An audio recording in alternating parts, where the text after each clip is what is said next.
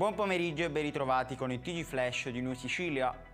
È Gaetano Galvagno, il nuovo presidente dell'Assemblea regionale siciliana.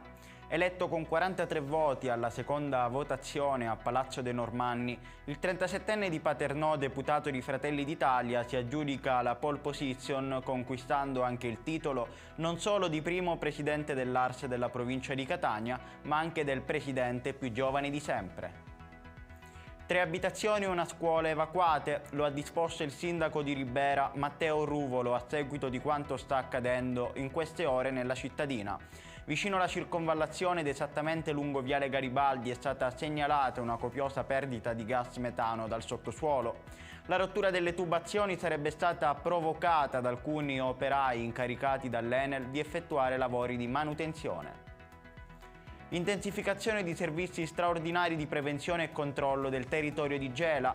Nel corso dei predetti servizi sono stati eseguiti 2 arresti, uno dei confronti di un 49enne che per sottrarsi al controllo ha commesso resistenza, violenza, minaccia a pubblico ufficiale, e l'altro nei confronti di un 29enne evaso dagli arresti domiciliari.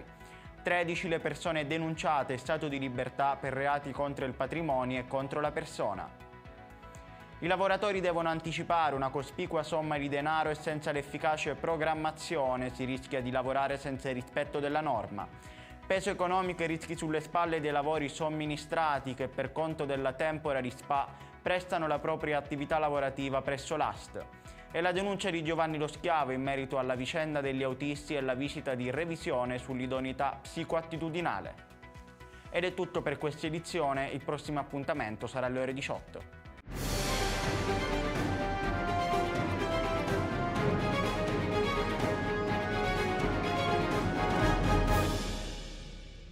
Procar, centro assistenza autorizzato BMW e Mini, adesso anche BMW Motorrad, via George Marshall 7, Mister Bianco, Catania.